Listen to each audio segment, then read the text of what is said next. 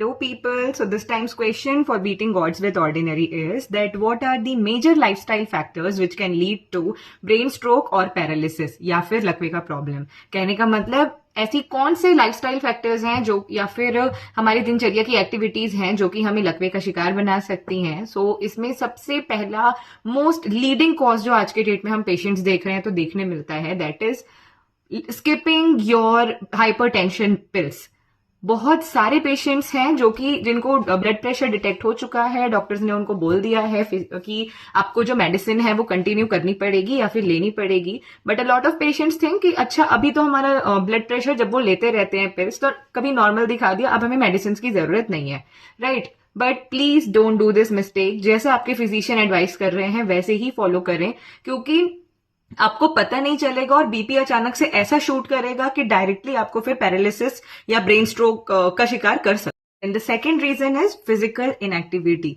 The less you will move your body, जितना कम आप अपने बॉडी में मूवमेंट करवाओगे उतना ही ज्यादा ओबेसिटी के शिकार बनोगे, फैट डिपोजिशन ज्यादा होगा और उसकी वजह से भी आपका जो ब्लड वेसल है उसमें क्लॉट्स आकर के जमा होने का चांस बढ़ता है, ठीक है। तो ये भी एक इस्केमिक स्ट्रोक बोलते हैं हम इसे, इसका चांस बढ़ाएगा। Then the third point is regular intake of alcohol. बहुत ज्यादा अल्कोहल लेने से आपकी जो आर्टरीज हैं वो हार्डन होने लगेंगी, देन बीपी जो है वो और ज्यादा अराइज होगा और शूट होने का चांस रहता है which can lead to haemorrhagic stroke as well. And then the fourth point is your smoking. Cigarette smoking can also lead to hardening of arteries. जो आपके blood vessel हैं वो hard हो जाएंगे and triglyceride का जो एक form का fat है वो आकर के deposit हो जाएगा, so it can also lead to brain stroke.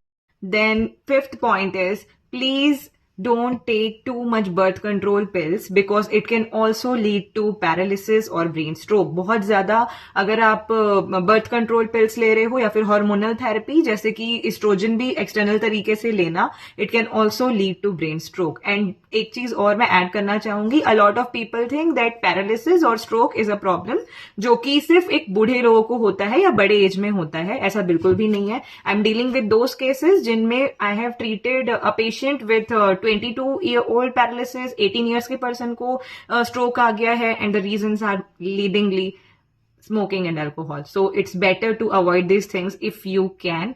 And take care of your body, people. It's the only place where you have to live. And do follow the Ordinary Therapist for more such type of contents. Thank you.